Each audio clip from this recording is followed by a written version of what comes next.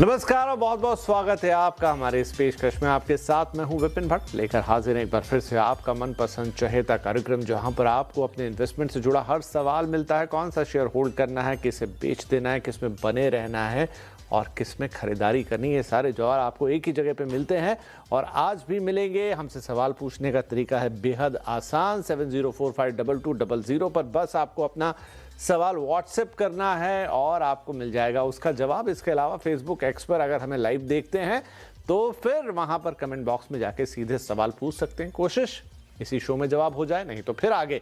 और इसके अलावा ढेर सारा ज्ञान आपको यहाँ पर मिलता है। आपकी मार्केट स्ट्रेटजी बनाने के लिए किस तरीके का कारोबार बाजार में हो सकता है, कैसे पहले से एक अंदाजा लगा के आप एक सुरक्षित और मुनाफे वाला ट्रेड ले सकते हैं। तो आज भी ये सारी बातें होंगी ही होंगी।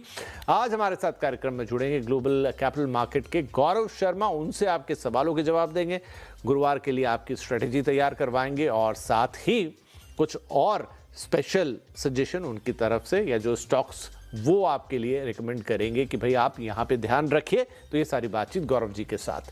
आप वहीं गए हैं, आपने उन्हें देख लिया, लेकिन वो बातचीत शुरू करें उससे पहले जरा आज के बाजार पे एक नजर डाल लेते हैं। तो आज बाजार में एक मजबूती वाला दिन था, लेकिन आखिरी घंटे में प्रॉफिट बुकिंग आई, बाजार को ढलान पर लेकर गई। ऊपरी स्तरों से मुनाफा वसूली के चलते सेंसेक्स निफ्टी अपने दिन की बढ़त को कायम नहीं रख पाए। सेंसेक्स मामूली बढ़त के साथ बंद हुआ, जबकि ऊपर हो सकता था, जबकि निफ्टी तो लाल में ही चला गया। मिड और स्मॉल कैप शेयरों में भी आज दबाव रहा, वहीं बैंकिंग शेयरों में ऊपरी स्तरों से बिकवाली आई। थोड़ा और डिटेल में जान लेते हैं हमारी सहयोगी रक्षा रावत के साथ। हफ्ते का तीसरा कारोबारी दिन यानी दो एक्सपायरीज के बीच का सैंडविच सेशन क्रूड में नरमी थी, जिसकी वजह से बाजार में सुबह से ही शानदार तेजी देखने को मिली। लेकिन एमफी का डेटा आया इंट्राडे में और वहां से मूड खराब होता हुआ नजर आया। आखिरी के एक घंटे में ऊपरी स्तरों से बाजार फिसला और अगर क्लोजिंग की बात करें तो यहाँ पर निफ्टी में 30 अंकों की गिरावट के साथ क्लोजिंग हुई है। बैंकिंग की बात करें तो यहाँ पर निफ्टी बैंक 100 अंक कमजोर होकर बंद हुआ है। मिड कैप और स्मॉल कैप में आज दबाव ज्यादा रहा है, तो यहाँ पर भी एक खराब क्लोजिंग देखने को मिली है। आज के सेक्टोरियल पिक्चर्स की बात की जाए तो यहाँ पर आज का सेक्टर ऑफ द डे बना एफएमसीजी, यहाँ पर 1% के मूव्स देखने को मिले। इसके अलावा सभी जगह देखें तो पिक्चर काफी खराब रही। Metal, IT, realty, PSU, defence, हर जगह हमें निराशा देखने को मिली। अगर आज के निफ्टी लूजर्स की बात करें तो यहाँ पर निफ्टी लूजर में शामिल है हिंडाल्को मेटल पैक से कोल इंडिया, इन्फोसिस और ओएनजीसी जैसे काउंटर। अगर आज के चुनिंदा गेनर्स की बात करें तो यहाँ पर नेस्ले इंडिया एफएमसीजी पैक से दमदार ब्रोकरेज रिपोर्ट के चलते यहाँ पर मूव्स देखने को मिले। इसके अलावा एचयूएल बैंकिंग सेक्टर से एक्सिस बैंक और कोटक महिंद्रा बैंक रहे जिनमें गेन्स देखने को मिले, जिन्होंने निफ्टी को सपोर्ट किया। अगर बात करें मेटल सेक्टर्स की तो वहां पर जो चुनिंदा काउंटर्स थे जिनमें गिरावट देखने को मिली, हिंडाल्को, वेल्सपन कॉर्प, हिंदुस्तान जिंक और जिंदल स्टील, ये सारे काउंटर थे जिन्होंने मेटल को सपोर्ट नहीं किया। एफएमसीजी को कौन से काउंटर्स ने सपोर्ट किया वो देख लेते हैं। Nestle India, HUL, Colgate, Godrej consumer, सब जगह अच्छे मूव्स देखने को मिले। तो एफएमसीजी इकलौता पैक बना जिसने निफ्टी को थोड़ा बहुत सपोर्ट किया, लेकिन ड्रैग किया IT, metal, realty, PSU bank, इन सारे काउंटर्स ने। राइट, और इसके साथ ही बात कर लेते हैं कि आज एफआईआई डीआईएस ने किस तरह का कॉल लिया। तो एफआईआई अपने मूड के मुताबिक, अपनी आदत के मुताबिक फिलहाल के लिए बिकवाली ही करते नजर आए। 2124 करोड़ रुपए से ज्यादा की बिकवाली डीआईएस ने, लेकिन उसके सामने एक अच्छी खरीदारी की। 3123 करोड़ रुपए से ज्यादा की खरीदारी करते हुए नजर आए और बाजार को एक हद तक संभालने का काम भी किया। तो ये तो हुए आज के बाजार की बात, लेकिन अब गुरुवार को बाजार किस तरीके का रुख करता है उसको भी जान लेना जरूरी है। तो यहाँ पर हम गौरव जी से बातचीत करेंगे। तो गौरव सर, ठीक ही दिन था बाजार के लिए, आज ज़्यादा गेंस ले सकता था, एक ज़्यादा बेहतर स्थिति में अपने आप को ला सकता था, लेकिन ऐसा हो नहीं पाया। बट गुरुवार के लिए क्या एक्सपेक्टेशन हो सकते हैं? Vikram ji, very good evening to you. सभी दर्शकों को भी मेरी तरफ से नमस्कार एंड गुड इवनिंग। आपने बिल्कुल सही कहा, ये अन्यथा एक अच्छा दिन हो सकता था। फर्स्ट हाफ के अंदर बाजार ने एक अच्छी शुरुआत देकर हायर लेवल्स पे होल्ड किया। 23,400 जो एक रेजिस्टेंस मार्क था उसे सरपास करने में भी कामयाब हुआ, पर अनफॉर्चुनेटली उसके ऊपर होल्ड नहीं कर पाया और वहां से हमें एक अच्छी खासी बिकवाली का दौर देखने को मिला। बैंक निफ्टी जो कि एक कैटलिस्ट का रोल प्ले कर रहा था कल के सेशन में भी और आज के सत्र में भी, उसके अंदर भी हायर लेवल से बिकवाली का दौर हमें देखने को मिला। गोइंग अहेड मैं एक्सपेक्ट कर रहा हूं दैट यहां से कुछ प्रॉफिट टेकिंग और आ सकती है बाजार के अंदर। निफ्टी के अंदर अब यहाँ 23,100 23,100 स्पॉट लेवल्स एक इंपॉर्टेंट लेवल बनकर आगे आएगा। कल के सत्र में उस लेवल को होल्ड करना जरूरी है, अन्यथा बाजार के अंदर steep sell off towards 22,800 odd levels हमें तुरंत ही देखने को मिल जाएगा। It will be very important day. कल का दिन और इवन फ्राइडे का जो last trading session of the week होगा, दोनों ही बड़े इंपॉर्टेंट डेज हैं। 23 मार्क होल्ड होना बहुत जरूरी है, अदरवाइज वीकली क्लोज उसके नीचे आया तो even it will be further negative. जी, बैंक निफ्टी के लिए क्या सलाह रहेगी सर? यस, बैंक एक्स की जहां तक बात करें, सुबह के हिसाब से ऐसा देख के लग रहा था कि ये 55,800 इंट्राडे सपोर्ट रेजिस्टेंस मार्क की तरफ जाएगा, लेकिन उससे पहले ही ये रन अप फिजल आउट होता हुआ दिखाई दिया और एक खासी बिकवाली आई वहां पे और निचले स्तरों पे आके बंद हुआ। कल के सत्र में अगर बैंक एक्स के अंदर 54,800 स्पॉट का लेवल टूटता है तो फर्दर गिरावट एक्सटेंड होगी। वहां पे हमें एक ट्रेड मिल सकता है 401 पॉइंट का डाउन साइड का शॉर्ट सेल करके प्ले करने के लिए। रिलेटिव स्ट्रेंथ देखें तो बैंक एक्स के अंदर ज्यादा है, निफ्टी के कंपैरिजन में बैंक एक्स काफी ज्यादा बेहतर तरीके से प्लेस्ड नजर आ रहा है। पीएसयू बैंक्स की तरफ से भी, specially state bank of India की तरफ से पिछले 2-3 सेशंस में अच्छा सपोर्ट आता हुआ दिखा। साथ ही साथ के अंदर एक्सिस बैंक, कोटक बैंक, इन शेयर्स के अंदर भी हमें तेजी का माहौल दिखा, जिसके चलते बैंक को एक अच्छी मोमेंटम, पॉजिटिव मोमेंटम बरकरार रहा, जो कि आज स्लाइटली फिजल आउट हुआ है, but still it is very well placed. तो ये ब्रॉडर मार्केट्स की बात हो गई। अब थोड़ा स्टॉक स्पेसिफिक कॉल भी पूछ लेते हैं गौरव जी से। पर्टिकुलर स्टॉक सर जहां आप कल नजर रखेंगे? जैसे मैंने विक्रम जी कहा कि कॉशियस अप्रोच मेंटेन करके चल रहा हूं, तो मैं एक बाय शेयर और एक सेल की तरफ का शेयर का चुनाव किया है। पहले सेल की तरफ के शेयर की चर्चा कर लेते हैं।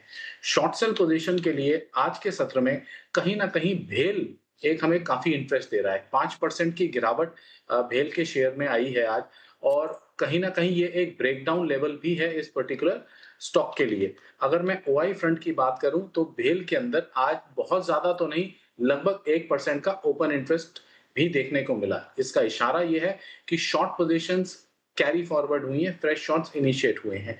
देयरफॉर मैं एक्सपेक्ट कर रहा हूं इसके अंदर अभी गिरावट का दौर एक आध दिन और कंटिन्यू कर सकता है। देयरफॉर शॉर्ट करने की सलाह रहेगी भेल पे। 360 रुपए का स्टॉप लॉस और 360 का टारगेट एंड 392 के स्टॉप लॉस के साथ हम पोजीशन बना सकते हैं भेल के अंदर। अब जो शेयर मुझे बाय के लिए पसंद आ रहा है, दैट इज, इसका सिंबल है ABSL AMC।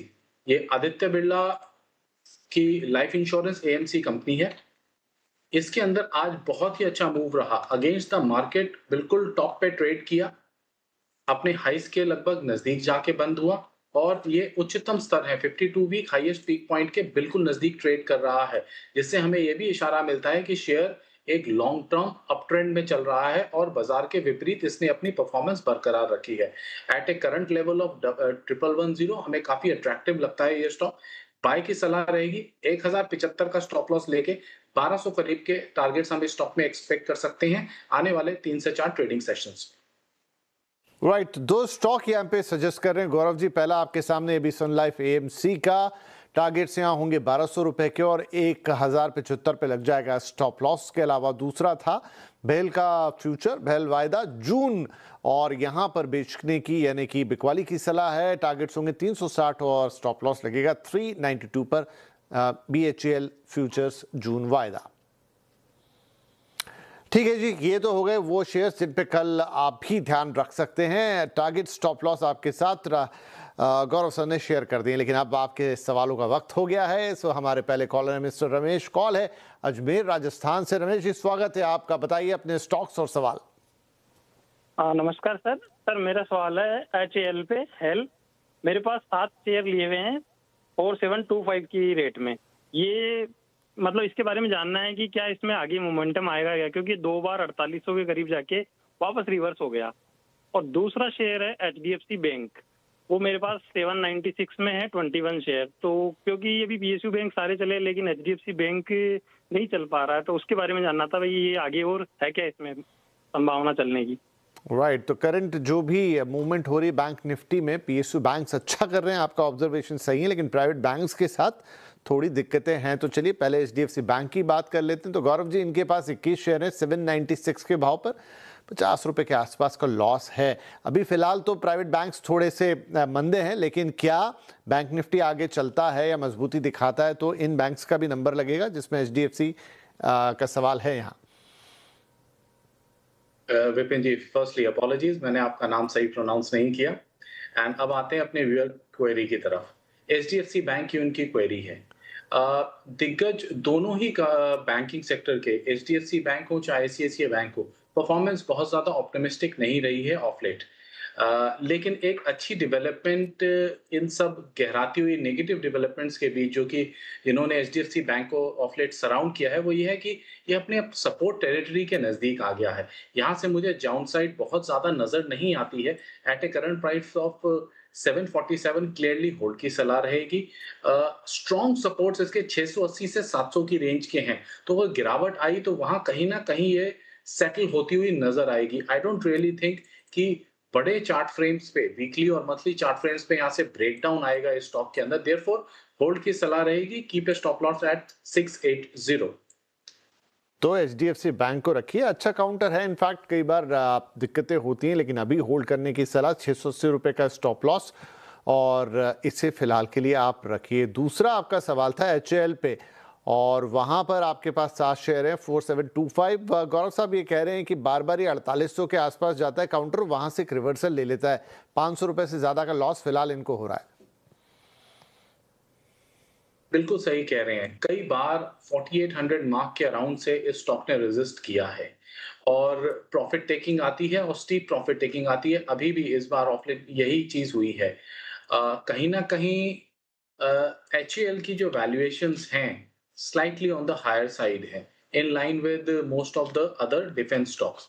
तो अभी चलने में हाल फिलहाल में मुझे बहुत ज्यादा तेजी तो नहीं नजर आती इसके अंदर, लेकिन जिस हिसाब से ऑर्डर बुक कंपनी की चल रही है, एक लंबे समय में अगर आप कंसिडर करें, क्योंकि डिफेंस पैक को हम एक इस स्टोरी की तरफ देख रहे हैं जो कि 2 से 3 साल के निवेश के हिसाब से देखी जाए, rather than short term trading के हिसाब से। तो अगर आप उतनी अवधि के लिए होल्ड कर सकते हैं तो बेटर है आप बने रहें। अगर आपका होल्डिंग पीरियड इससे छोटा है, आप मीडियम टर्म या शॉर्ट टर्म इन्वेस्टर ट्रेडर हैं, तो बेहतर है आप 4100 का स्टॉप लॉस जरूर ले लें। ठीक है जी, तो 4100 का स्टॉप लॉस ले लें और बने रहे फिलहाल इसके अंदर। हिंदुस्तान एरोनॉटिक्स का ये शेयर, एचएएल का शेयर, और जो सलाह दी है गौरव जी ने उस पर रहें। फिर एक बार अगर आपके स्तर आते हैं तो हम दोबारा बातचीत करेंगे। 4100 के स्टॉप लॉस के साथ होल्ड करने की सलाह। राइट, ये दोनों सवाल हो गए रमेश जी के। आगे बढ़ते हैं, अगले कॉलर है मिस्टर अरविंद फ्रॉम गुरुग्राम। अरविंद जी, बहुत स्वागत है आपका, सवाल बताएं प्लीज। हाँ जी, नमस्कार गौरव जी। नमस्कार जी, बताइए। हाँ, मेरे पास 600 शेयर्स हैं वेदांता के। ये मैंने परचेज किए थे सितंबर 22 के अंदर। ओके। और ये 260 एट द रेट ऑफ 260, और आजकल रेट इसका 300 के करीब चल रहा है। मेरे ख्याल से ये आफ्टर डीमर्जर है, तो मैं क्या करूं, इसको अभी होल्ड करूं या क्या करूं? ठीक है, मुनाफा तो है आपको करीब 40 रुपए के आसपास का, लेकिन क्या आगे चार्ट्स कह रहे हैं उस पर डिपेंड करेगा कि आप होल्ड करेंगे कि सेल करेंगे। गौरव सर, क्या सलाह होगी यहाँ पर, उन्हें और होल्ड करना चाहिए वेदांता को? अरविंद जी नमस्कार, गुड इवनिंग। वेदांता के अंदर आपने सही कहा, डीमर्जर है, 4 कंपनियां इसके अंदर अलग हो रही हैं, 4 बिजनेसेस अलग हो रहे हैं। यहाँ से क्लियर कट एक वैल्यू अनलॉकिंग का सिनेरियो है ये इस कंपनी के लिए। बहुत ही शानदार वैल्यू क्रिएट की है वेदांता के शेयर ने अपने शेयर होल्डर्स के लिए। अगर पिछले 4-5 सालों का ही मैं एक व्यू पॉइंट लूं तो 20 रुपए की तेजी चलते चलते 360-370 के भाव तक आगे एक्सटेंड हुई है। क्लियर मल्टी बैगर साबित हुआ है ये एक लार्ज कैप स्क्रिप्ट। अब जो कि इसके अंदर 4 कंपनियों का विभाजन होगा, और मैं एक्सपेक्ट कर रहा हूं जुलाई एंड तक आते आते कहीं ना कहीं उनकी लिस्टिंग प्रोसेस कंप्लीट हो जाएगा। आपको होल्ड करना चाहिए अपनी पोजीशन को। कोई भी यहां से गिरावट अगर दिखती है आपको 261, 260-80 की रेंज में, और आपके पास उस समय स्पेयर कैश है, तो आप टिप्स पे ऐड भी कर सकते हैं अपने पोर्टफोलियो में स्टॉक को। राइट, तो फिलहाल तो होल्ड करने की सलाह है। इनफैक्ट डिप पे बाय करने की भी सलाह दे रहे हैं कि 260 से 280 के बीच में कहीं भी आपको ये काउंटर मिलता है तो इसे और ऐड कर सकते हैं। बाकी तो फिलहाल आपको इसे होल्ड करना है, और बाकी एक्सप्लेन किया उन्होंने डीमर्जर के बाद कैसे वैल्यू अनलॉक हुई है और आगे कितना पोटेंशियल उन्हें नजर आ रहा है इस शेयर के अंदर। तो फिलहाल होल्ड कीजिए वेदांता को। अगले कॉलर है मिस्टर श्याम व्यास और कॉल आ रही है अहमदाबाद से। व्यास जी नमस्कार, सवाल बताएं प्लीज। Thank you. मैंने एनएमडीसी का लिया हुआ है शेयर और 96 के भाव से लिया है, अभी थोड़ा गिर गया है, तो क्या कर सकता हूँ? होल्ड कर सकता हूँ?